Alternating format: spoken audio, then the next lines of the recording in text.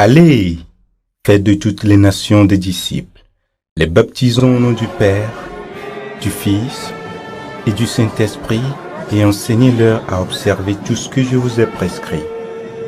Matthieu 28, versets 19 et 20, est l'un parmi tant d'autres à inviter les apôtres à faire parvenir la bonne nouvelle jusqu'au plus profond de la terre. La République du Togo à l'ouest de l'Afrique est parmi les nations qui ont bien accueilli le message du Christ par l'Église catholique romaine. L'érection de cette zone ecclésiastique en diocèse s'insère dans le processus d'évangélisation initié depuis la colonisation allemande. Le 18 mai 1937, Lomé devint vicariat apostolique. Le démembrement de l'archidiocèse de Lomé intervint le 29 septembre 1964 avec l'érection d'Atakpamé en diocèse. Et ce n'est qu'en juillet 1994 que Kpalimé est porté au rang de diocèse avec Kara et Aného. Le diocèse de Kpalimé se présente comme une langue de terre d'une superficie de 6447 km². Il couvre les préfectures d'Agou, de Hao, du Moyen-Mono, de Kpélé, de Dani et de Kloto. Il est composé de plus de 39 paroisses, dont la paroisse Sacré-Cœur de Jésus de Djodje-Kondji, laquelle nous allons nous intéresser. La paroisse Sacré-Cœur de Jésus de Djodje-Kondji est limitée au nord-est par les paroisses Immaculée Conception de Tihinou et Jean-Baptiste de Kpogandji. Au nord-ouest par la cathédrale Saint-Esprit de Kpalimé. À l'ouest par les paroisses Sacré-Cœur de Jésus de Kpadapé, Sainte Famille de Hanik-Badjougan, la Transfiguration de Rétivi-Kondji et la nouvelle paroisse Saint-Jean-Paul II. Au sud par les paroisses Saint-Pierre-Claver d'Agou, à Kumaou, et Saint-Antoine de Padoue d'Agou, Gare, et enfin, au sud-ouest par les paroisses Saint-Joseph d'Achanvé et Sainte-Élisabeth de Tové-Aguessia. Depuis plus de 20 ans de conduite pastorale des évêques, feu Monseigneur Pierre Kofi Séchi et de l'actuel évêque Monseigneur Benoît Komlan Aloonu, nous relevons un long et riche parcours de la petite station secondaire du bas-fond de Djodje-Kondji à la grande paroisse Sacré-Cœur de Jésus de Djodje-Kondji qui a 25 ans déjà. Le matin du 8 juin 1980, la petite communauté célébrait la solennité du Sacré-Cœur de Jésus lors de la première messe à Djodje-Kondji par le très révérend Père Gérard Nuadji. Et par grâce, le 15 juin 1980, la seconde messe fut célébrée avec la grande annonce de la création de la station secondaire pour les quartiers Djodje-Kondji, Agno-Kondji, Ita et Zuma. Va guérir du Kodia. Elle va se soumettre à Fada Bubuto, Gérard Niaji. Mais elle va vous hanoper soin. Na Djodje-Kondji la fille. Djodje-Kondji, Agno-Kondji, Beta, le Zomaï. Quoi ne yawe, voyons. Avant le Jikokwepe, asa le Blagnime, Yova, la fille, on m'y a fait. Mi subo banto le agbadote le moto mora mi agbebe me didito station total agbo e pen ke nyi agbea e fada gatrova fada ga buto nyaji gera e nyi fada ga no afega me mai e pe susu ya yo trova na mi nyabe communauté ya na mi yabe idibe mia do hanope mia fofu o hanope ale hanope aje gomenya le mia me kleado hanope abe ba fia baba Djodje-Kondji toro yum te ho la ro khose toro yum te ho la ro ye ba na be o ba mi ole ko do na be nu va na pe gam va ni pa de enia distance alo moi di virea mais va que ce soit na be o ba do be ba do hanu ho swe be afisia ale bonate anu fu le fia na zone anu ate ani di no vire eye ko ame metiti o popoa o litata wa o be o ji anigba ifeji wa do church ya do eyo po anigba le ko ame ko ame o po anigba o be makato enya anigba o be papa hon kuto e que nya be ko me metitia monsieur activant bakple agbezudo o nya mukure anigba nti yo chona papa Oscar bakple papa Mese que yo ti papa Honkuyi yo ve bien anigba o yizi gbanto amelon que o ga travailler afie o va lon ozo kumae oto enu ogomele patapata yo tu agbado abayagbado eni tureji siame wo pentete siame pa ba emi sauvage dare khwame ema glonya be vie de ka e ke do jijo da menye be me do ni be ama be afeto Salome o do kui nyanyu ha meto o nye afeto achu doji alo yevu agbi nyanyu ha meto o nye kaka eyi o se be ni ba le comme fia ho ativo ya menye Kristo to go ha o cho de le me ve lento afeto doji pe canapé comme si qui lobo ike khwa meton alo aton e da sile unami ba dare gbeto khwa me glove ema ya doji jona nyanyere ka ve viento ye miecho khwa la fima no subo ji kakmo wavu chochi kwa no enya mate dun kwa ke wo no jitepea ye me o baptême na le 6 juin 1980 yo baptême na le kakmo lo fu chochi kwa no gba le joji konje ma oju abaya hoy ye benyi o mu chochi ho agbado ko wo sibe ko agbe wo agbado amolano gome azu asan kwa emo ko ataro plenu ok fima me ye o baptême ne miol mema de vifin me miomile yo baptême ne miole. Une nouvelle station, une nouvelle chorale pour animer les messes et autres cérémonies. C'est ainsi qu'en octobre 1980, la première chorale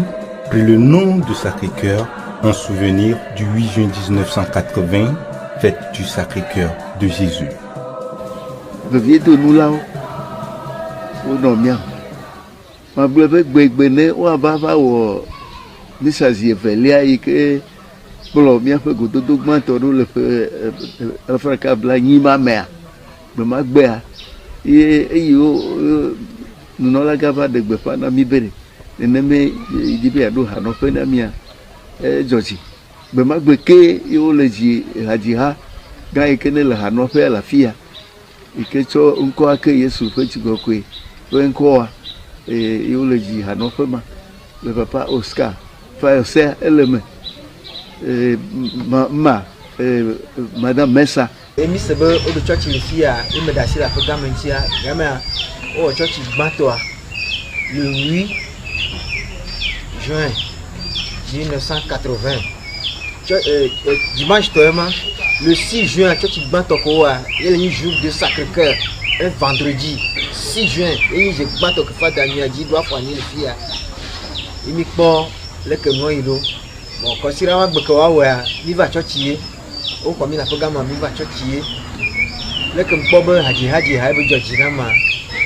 le 15 juin me do haji ha me in chama je ha go me ku ka ba sere egbe chama ni afiala gombe Cecilia haji ha me mu no le programme ame ya Fondation Saint-Esprit para Saint-Esprit e magbo be egbe ko ame inu gbe madame Abojan ni pom le moji ko bu fo ti tebe yo le do haji ha yo ga me a o church tutu gba na mi ba yiwo wa yo ododo bo yo ado haji ha o mi asi ne ne kwa yin cha mbana anɔ da ɖo me anɔ yaƒe gã me kaka ke va kpɔ be hadziha le sɔfɔ kɔa ye ŋu hadziha me vi mi tɛ dzi kudo ba wa trɔ ba tenɔ me ko ye me le gbegbe le dzi. wọn gbọ́dọ̀ bẹ nyame zu aƒea me vi enuwo katã egbɔnye wòdze gɔme le magblɔ be aƒea me nɔvinyewo dadanyewo katã nyawo ƒoƒu eye mi kɔ dzi eha gbãtɔa afuma nye hã me zu eha me tila le kaka va se ɖe gbe. Quelle est la joie et l'engagement de la nouvelle communauté catholique pour relever le défi qui est de devenir quelques années plus tard une paroisse. Et oui, la station secondaire Sacré-Cœur de Jésus prend son envol. Comment étaient gérées les affaires? Quelles en sont les difficultés?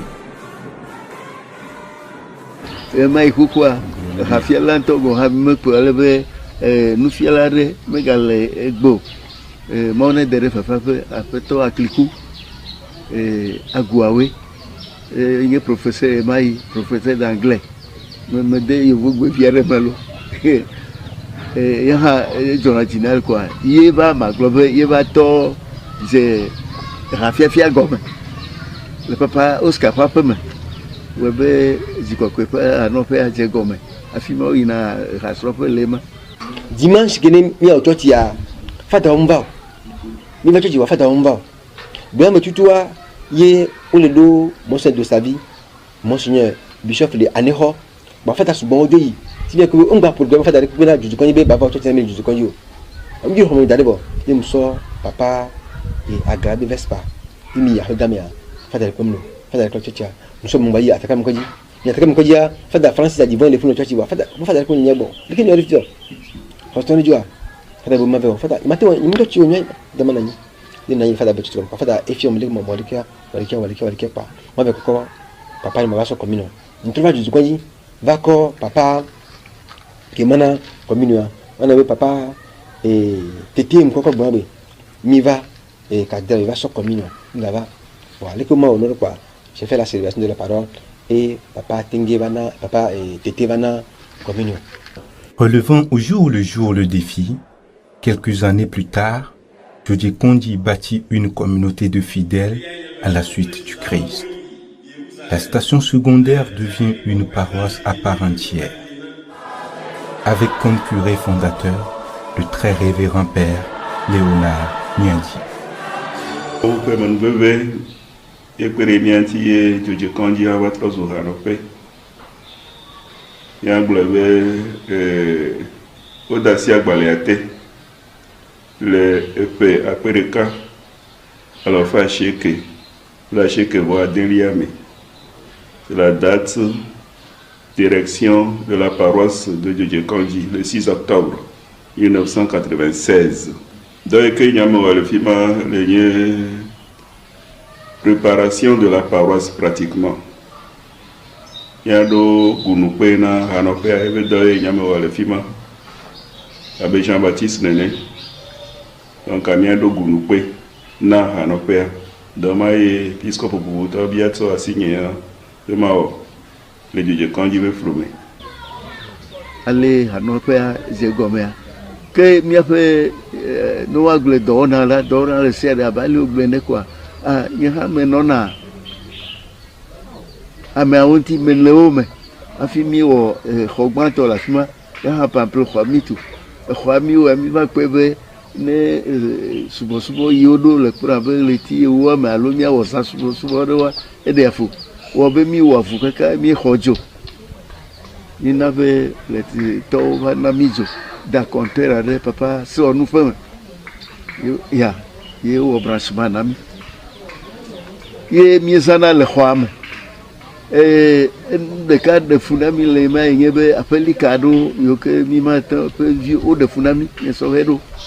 fiebe to ya wa chona joa adena calcule mi oda si alebe mi no calcule jonku pour moplum mi nya ba ko de vioya o le jivo ka va de na ba fi mi ape le kungle lo jivo mi tsɔ wɔna nɛ mieva kpɔ ameawo ya mieva se wo ŋkɔ togbɔ be melɔ hã eya va he masɔmasɔ ɖe de mía dometɔ gake abe kristotɔwo ene míawo mi me tsɔ nyama yi ɖe ŋgɔe. Nyɔntɔ ɖeɖea ƒe dɔwɔwɔ mate ŋu ana be hanɔƒea ne wòayi ŋkɔ kokokokoa ameviawo wowɔna wo tɔsinu le gadzɔdzɔƒe akpadzi. Game wo créé paroisse Angélica Fada Nyadi Lona Eva Dia Eva Mire Dia yi ke nye monseigneur pe bureau fifia game a Fada no pema et samedi zame donc be va Fada akapobo be Fada akapo Grégoire game ni monseigneur Chibe vicaire général et fait boire nane ke meno juge konji nane ko go bene gab sans ne fa dans le javala on to hena calice ciboire et miami kona naveta sanson kudo mo nane ke meno juge konji yibe fatia we fa bio nyabo prefada akapo fomfu wa fada akapo va komi e va promi home ye ba de calice kudo ciboire o fait tu arbenmo kona fada Lona Nyadi quand même macha elona kujinam deke wa gam ko va créer paroisse menyabe Fada Nyadi ba le fumelesio et miano do de deux à medo station secondaire au tala et nyame kabati cathédrale fuma meye magro nebe metele du continti les vidéos eyema kwa miata pena mau de judiciaire là. Nous d'accord, on voit, et c'est un petit témoignage de la vie du père Nyadi Léonard.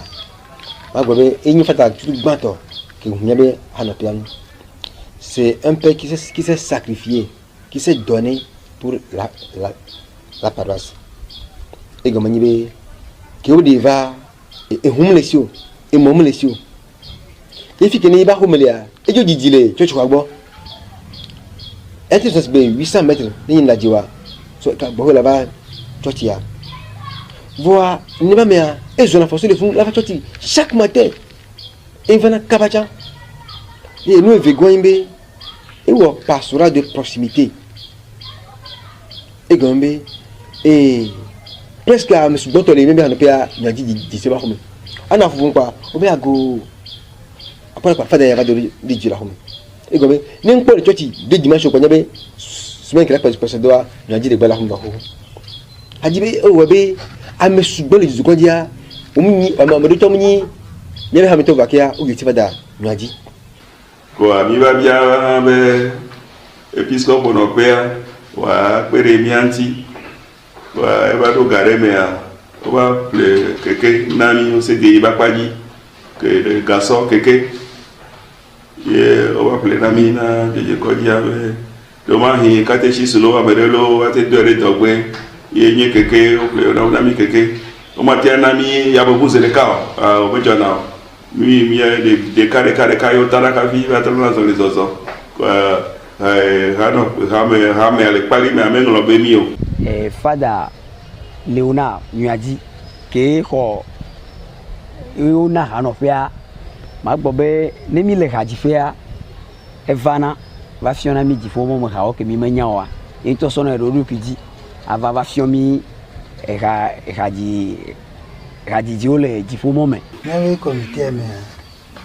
tia président ni papa Gamo Thomas.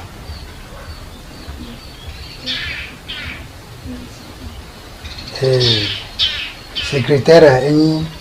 Madame Agbobi Georgette. Trésorier Eleni Ini, Monsieur Losang, Traqué Edo. Trésorier adjoint Eleni Vidja Raphaël. Qui m'a mis du conseiller on a rapport à mes et Tameko Simon papa Amourou Kafa et bien papa Mourian Bagna de nous. Mi Bagnanou Bato Yemi doit bon pour que maintenant malaka fumo Et monsieur Thomas ha enya mari que le paroisse a dit au roi monsieur Manieta et ni do bureau ma be to karare que me nomme allo bon caro me coué et me que fada bato et que va Romain parasa n'y que tout n'a refait le tifre ne fi que le tifre zofia n'y que au on avait me tourner bon me va conduire dia ville et n'y me tourner faire kaka on a me reçu kaka américain blonde monsieur Thomas ben président ben il me le tout fait bon il y a tout plein ni nam ne fada et monsieur Thomas va tourner fia et bon on y a o me tourner faire quand il est au signé dans le ciel de Namé et me tient Kaya Bafia et monsieur Thomas bon et bon ça va ben mon quelque ma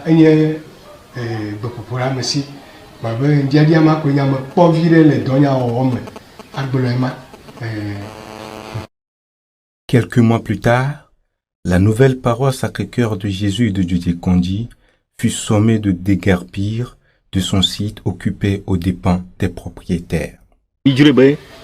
comité on a également bloqué ta main vraiment plaidari gamin on va nier tu vas sur l'autre peu alors qu'il y a bon non va plus finalement faut nous jouer bon gadia webe ye on va non que nous connaissons on couvre na yabe miajo yo me gagner quoi jirago o le que miao mi o proposé e passo a dicar ko yabe nyana susu eya ewebe enya va ire va chonya cho ire justice justice over na mibe na gbe le be miajo amanu to be ma ga tira ife nure le rekemeli. En novembre 1997, l'église décida d'aménager et de s'installer sur l'actuel site avec la construction d'une chapelle en bambou appelée Pampulho, à la veille de la solennité du Christ roi. Comité on est dans gami papa gamon nozimena papa tameklo Oscar nika loko na ha nyakodi aziajonu madame Baka mama et puis no ania momo no comité ma nyonu mawa madame Gbobi hao no comité ma odo apoto nia amuro Christophe amoko comme galagba gbo fen gbaji bia egbe akia odo alebe proposé no odo e mi no goma yi tukara no na ye jan ba me nyama belodun ku ba 1998 me préféré wa no dumi fio na ba abochi kinikini yo bo de Benjamin Moya game wo no de Moya yi tukara jolfan yo lo nyama yo décider ben tabe mi ajuba jiafia yi le fada amagabi banare aleka yin gba le mi asi le jolfan voix yi ni no ti baba mpian tukara no ta voyo ya gbronya afiro ami yama moro na moro no afiro te fia yan jona no fmo le comité amorobo ne yo ba juba fia ogbeme ra mo la kakal ranti amorobo ao mineyi e ba nyenya o kaka finalement ya ngba mo ko mi ba hole flan o bo howa enye nukunde albale ke mblaga mo so ho no mobiliser je que tout le monde l'état là e yiwa yo abochi kiniki o lo mo ya dema yo comité ba po yo di ganene ye katapila de moment nya sitaji le mo ne to nya suku am fiatu si sa pokuma ba kere suku am yo de moment yo tova ale fi o ja wa patama la ye katapila ke ramble fi macha o fi manyo kwa ono do manu ne o iwon kuna gama lu nyende ke mo gade ba la sinegbe ya ono agbade ho le fi ya o même moment o le planter le fi ya kaka agbado la kaka le fi ya o tu ko le fi ya bo yemi choba jafia nye travail titanique ro donc ama comité mo na nga complètement nyama no na kujina me pobo wodo yemi choba ejia le fi ya. Perché sur une colline arborée de la ville épiscopale de Kpalimé, appelée dans le temps Nagatebe, la paroisse Sacré-Cœur de Jésus de Djodjekondi s'est installée au carrefour des quartiers Djodjekondi, Pita, Agogome et Zoumaï. Nkata oyo be Nagatebo, e obe kakaro egbe cha na ko be baba subo le fia. Nagatebe, mi bo be fia. Berigbe to veto mani gba koko gbere me yo nyuna donc enu me se nye be o wana mbo o di amo o cha de fia o di amo o de fia wa yi donc voix ya ka fi ke o to wa gbirigbe ono fia o be na ga tv manten va ela be na enu o journal fia ne me nya o ne va maga jo ne me nya o ne va fia gbirigbe wa maga jo kwa nmo tongbi nai no mia me fio kaka izoma igoji so mai tohwe no bolo donc a tu na ga tv le fio ko izoma ya onye te fe jingo vire le chame ale be fio kaka do zoma igbaji ya wa vitol na ga tv ya nma obe o ile sibe enya vere mene va no senkwa ma no be ya gogo fio donc nous tiame mawa o body fia body kokwa me ma tu ne ko avado fia. Elle compte de milliers d'habitants et paroissiens et est composée d'une mosaïque d'ethnies à l'instar des Évis, des Adja et des Kabiens. Toutes ces ethnies parlent couramment l'évé, ce qui rend facile l'intégration paroissiale. Eva hiabe miava apotagba ajo va sita ji le fia. Ogama me agbe a church de mi consider de gbe nkeke akwe nya to wa dun kuji ayo o me bobo mi cho za cho doa emi fonu le gomu ya haya mi akeke le ravi lon de me manyawe de ole mi anya le fuma parce que me de manyi gba ewo ina mi kwa emi jova sita ji le fia o meji di ocha comme article nous no mi asi le gomia mi jova kwa dominio to chaka nami e shima akule no kwa emi cho apa church kwa gbanto a cho wo de fia emi je gome ke mi apa fia dodoa o na mi nyabe anyi gbade le neneme ade no afia ta mi ala nkura anyi gba webe anope désigner apeto Baka Baka Moïse et puis il y a le pourquoi il lipoji pe ye va di pe mo le papa ajaje nous fait pe nous avec maçon ne que de jesipe ani kama ya kati rame après ani gba. Quelques mois plus tard, la jeune paroisse accueille son deuxième curé, un jeune prêtre venu bousculer les données et redynamiser la jeunesse, force incontournable de cette communauté. Le révérend père Apollinaire Koubali, acquis à la cause de la jeune paroisse démunie d'infrastructures, fut très apprécié de par l'œuvre de construction d'un presbytère qui sera habité à partir de 2003, mettant fin aux frais de location de résidence des prêtres. Fada gan ke no fuma enyi fada Apollinaire to kenya Apollinaire e fada no pemleo e ma webe na be presbytère fada Apollinaire be honon we e le italien o na me do wa chesi be wo no e be honon wa we e pedo nyabe diocèse anti paroisse anti yo soto edoaji le paroisse aji. Son passage fut couronné par l'achat d'un terrain de 11 lots à Agogome pour des futurs projets,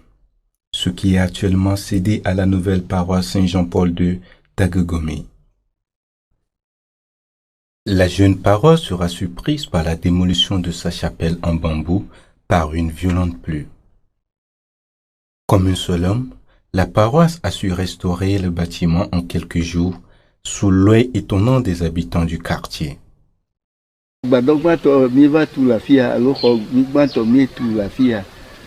C'était vers na Christ Rouare. Il n'y a Sacramento. Afia mi va ou nous dogo et comment me mino ye breka webe chia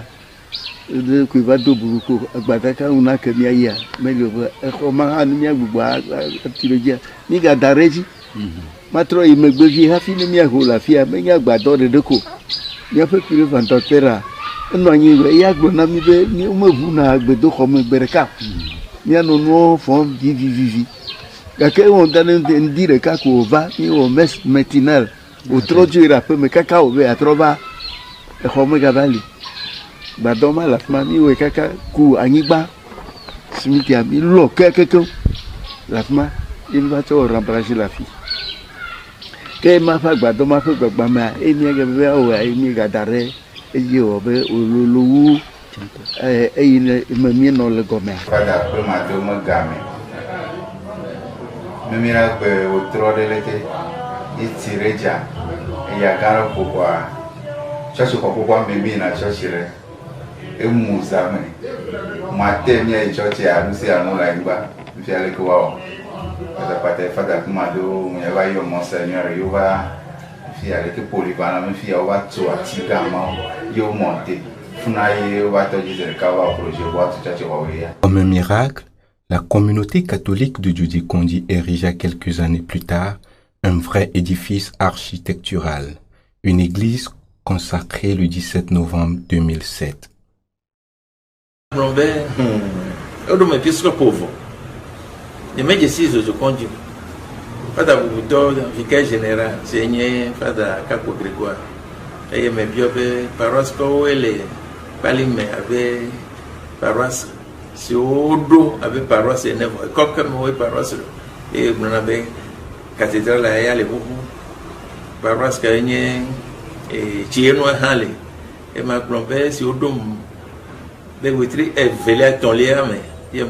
deux couples de je conduis. Quand tu as mis deux couples de je conduis, mais quoi la maléa, mais si ça doit, tu veux en avoir, si c'est les sœurs de Saint-Thomas de Villeneuve, au le Paris. Et le douanier, ou à Dronopé, now les je conduis, et la blanche je conduis terrain, elle le lopé, animal, elle le lopé. Et à pas d'igné six autos. Mais tout aussi station, c'est ça Thomas Saint Thomas de Villeneuve. Et mes probable économe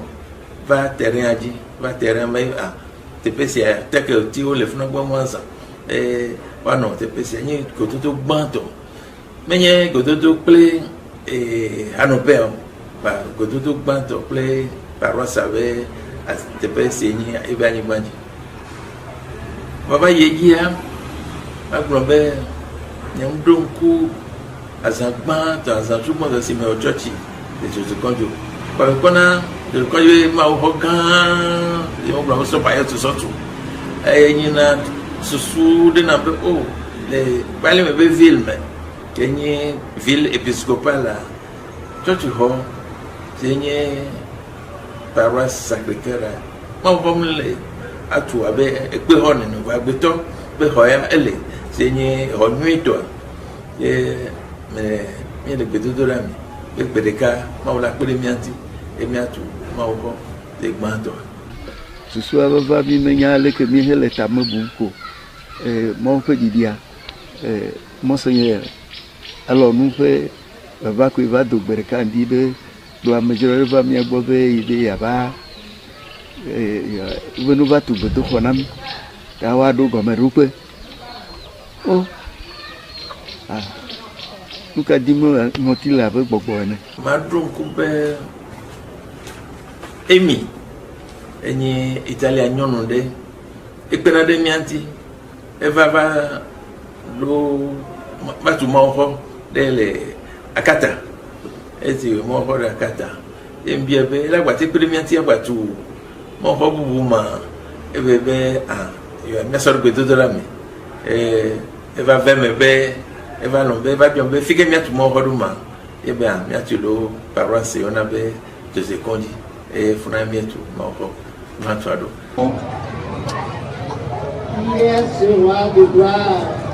c'est le Seigneur notre Dieu.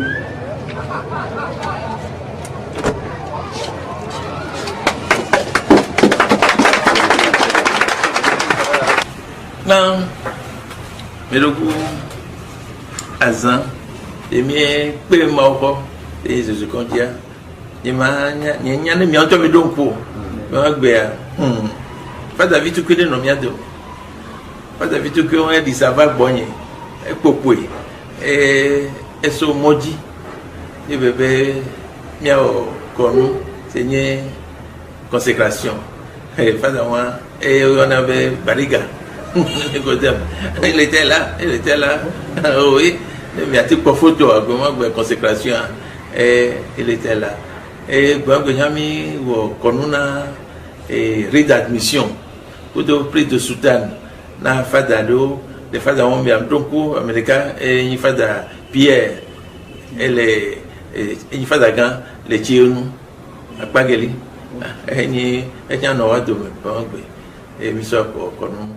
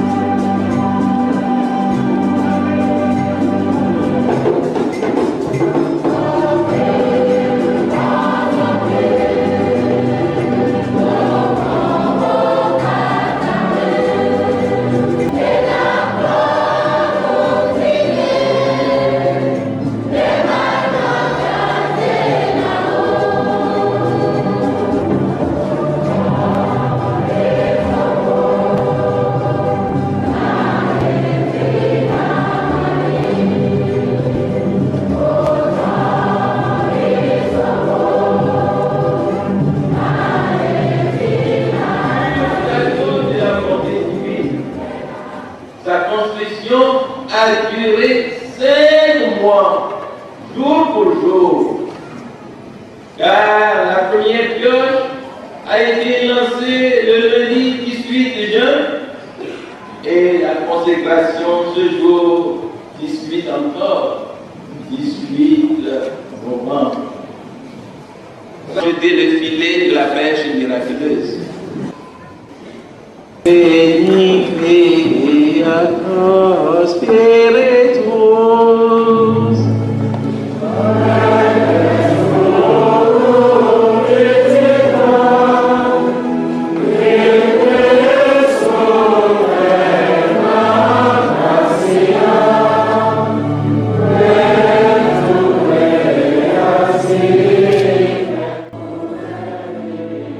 À partir des années 2004, l'église paroisse de Djodji-Kondi s'est vue grandir à travers le passage de différents curés,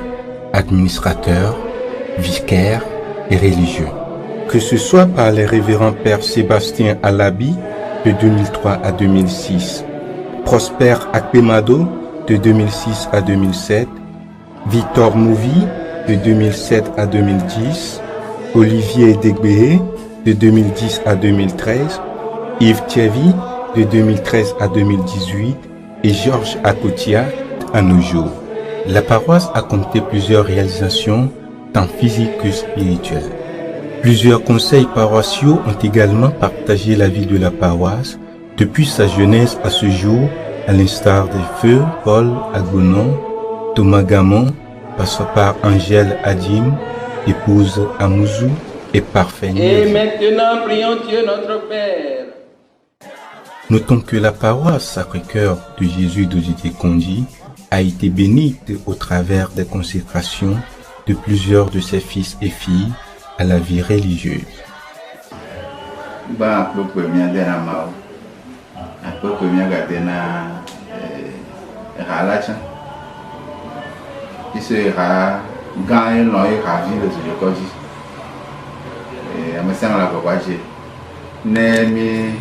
Sole baba me ti baba me kaka gbe mi ba do pota lo to ko maji ni to lo papa cha me kaka gbe church ko ba le mi asi sister o chan le fuma e ple to ye no to ko ji me fada o khale fia o subo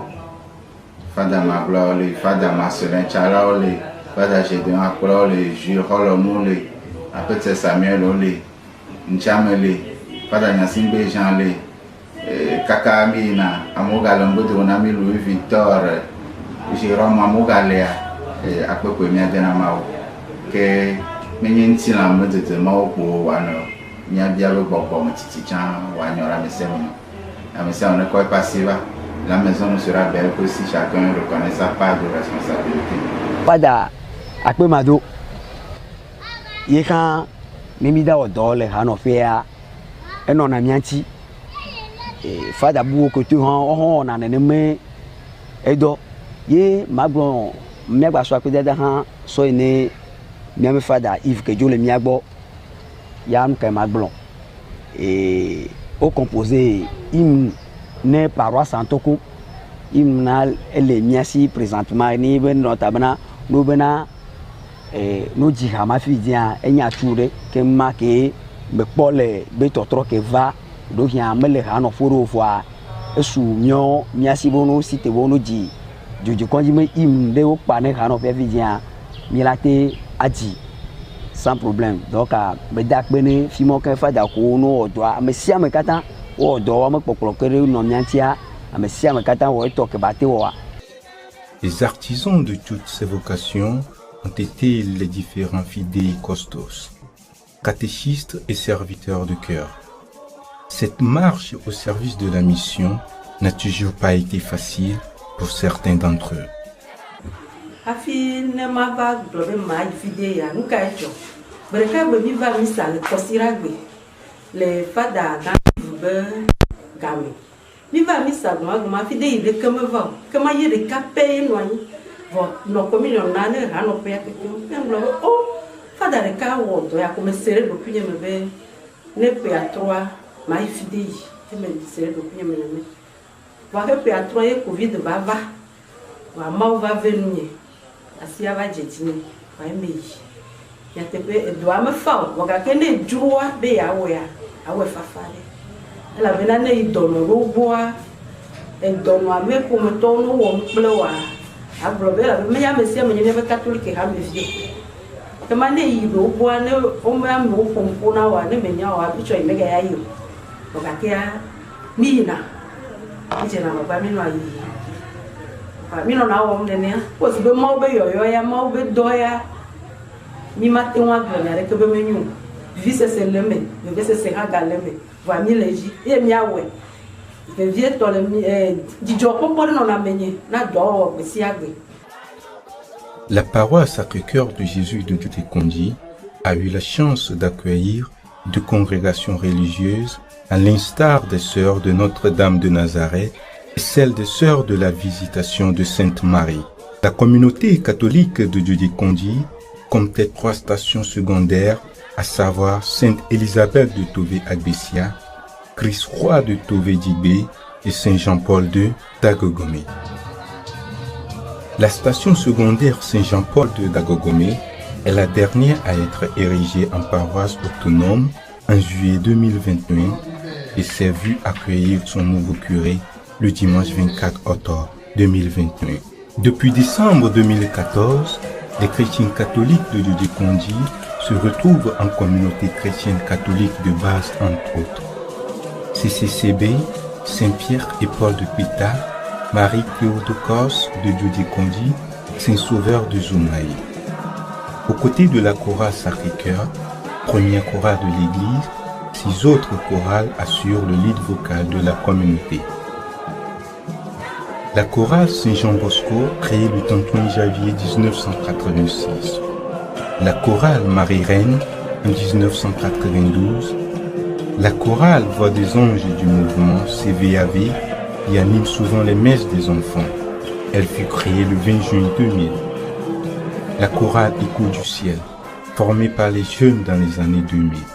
La chorale fédérale qui assure les grandes célébrations. Et enfin, la fanfare Sacré-Cœur qui crée l'événement et qui donne un cachet spécial aux cérémonies sur la paroisse. Rappelons que de nombreuses associations, mouvements et groupes animent au quotidien la vie spirituelle et socio-culturelle de Djoudé-Kondi. Saint-Antoine de Padoue, créé en juin 1980. Sacré-Cœur de Jésus et Cœur Immaculé de Marie en 1989. Légion de Marie en octobre 1991. Écho de Marie, Reine de Paix, en avril 2003, Amis du Très Saint Sacrement en 2008. Jésus miséricordieux, Notre-Dame du Perpétuel Secours, Armée Bleue et Renouveau Charismatique, pour ne citer que ceux-ci. Fort de ces 25 ans de marche à la suite du Seigneur, l'Église de Dieu des Condis se veut ambitieuse. Ensemble avec la communauté des fidèles, la nouvelle administration presbytérale, composée des révérends pères Georges Akotia, curé actuel, vient continuer le travail de leurs prédécesseurs et imprégner plus encore le vivre ensemble, l'amour et le partage parmi les paroissiens. Par notre foi en lui, la Bible nous dit « Tout est possible à celui qui croit. Ainsi, avec Dieu, nous ferons des exploits. » Comment se porte la communauté catholique de Dieu des Condis? Quelles sont les grandes lignes des actions à mener les années à venir? Maglobe Eimevaro Jojo Condis le novembre que Wolia le feu à feu lui assez que à mer nieto doji assis la cime affie jobwe toi Covid va dotara il va be on va tout hanopia et yoga va trouver hanopia le akbe blave le leti adrelia mais nous va chakavie la bena mi va kakamisa o la fio le benia misa le tepe misa omene iwebe ale ye mi donago ban ye mi kata mi pona puye mi susuna alo mi sena be mi nye ha chochoreka mi nye pomereka mi va ka relevie wa maglobe vivivia mi la gbagba jembe ne mi apoku hame hanopia hame vio katan que mi aglobe mi nuno lao abe o stage va to mi agboba yi va a hachocho vovovo association mouvement choral o le hanopia yo la gbagba jembe mi odo asi la cime que organisation ya nyama adando ha yo mi ona be CPP plus CPAE CPPA ya nye adando ha ipona ale yemi obe hanopia wazonyeji eye CPAE ya nye adando ha ye pona gadimonu plus gazaza le hamia pona ogbo mode si le hanopia be ejo megale hame viomo que nye taroji nu gbantoa eya nye be mia poku hamevio alebe ne miete poku hamevioa mia zupo medeka nye taroji nu gbantoa enye ma be Joje Kondi fe hamevi resiada wa se gome be yo ame yo kata la hanope la fia yo nye po medeka taroji nye nu gbantoa eya enye ma ye megade jesi ha be mia pe so hevia o kakale ye omegale misa vamo mi mesena encore hanopia nye didi ha enye be nya jagbagba be mia hova hame abe alevi bubu ene ele yiye mia wo aye wa dejesi be ma usubo ha eleve via efe agbagba jeje onye ma etareju nubo bua eya enye grande salle yi pe gumekpo mi ro anyi eye nyetaroji no nyebe gbereka grande salle wasu miasi la bana gbedo fareka kweli gbedo ma me choral wana resiare kwa gbedo kwa me iwebe me vivi akpa me vivi sesebe enusia nu kwa wana le gbedo kwa nyebe miero grande salle ya tu abe salle polyvalente are ye activité gbogbo towa miano le grande salle le peuplave vo attend peu hasard si arurumea me juro ko be Joje Kondi to on se gomme be yo me gagner hanope vio be yochi ye yoro la refia be yo nye hanope ichi ne ye be no yo hanope le mia pe episcopo hanope amea yo nye hanope o chichi to do motoreka pare o ko aye episcopo hanope a ru peuplave vo attend vai que mi ami le peuple va attendre ou megbia nie jojro nye be ne dzodekɔdzitɔ yiwo ase ŋkɔ nya ne woadze agbagba be yewoatsɔ yewoƒe kpewo vɛ ale be mi katã miatrɔ atu hanɔƒea eye ne mietu hanɔƒea nu sia nu yi miawɔ hena Mawu ƒe ŋkɔ ƒe kafukafu ye menya be dzodekɔdzitɔwo hã amewo le eduta yiwo mele kpali me le afi ya yewo hã womegagblẽ mi ɖi o ne wonya be yewo fi ya ko yewo tso yewoƒe hanɔƒe ne yawo hã wodi be yewoakpe ɖe mía ŋuti kple toƒoɖo nyawo miawɔ hena Mawu ƒe ŋkɔ ƒe kafukafu.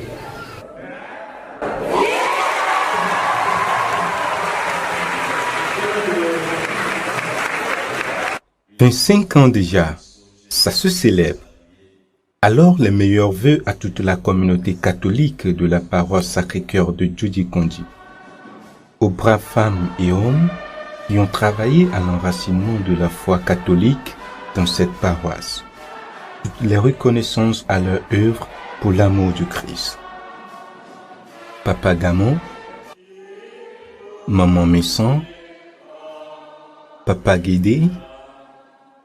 Papa Aziadjonou, Papa Oscar, Papa Amoureux, pour ne citer que ceux-ci. Gloire au Seigneur pour la grâce dont il comble la communauté dans tout son cheminement. Toutes les gratitudes à tous ceux qui ont donné le meilleur d'eux-mêmes pour l'avènement et la fortification de la paroisse. Spécial merci aux producteurs et réalisateurs de ce film, Yves Welbeck et Innocent Toclo. No Cafu Jesu Cristo.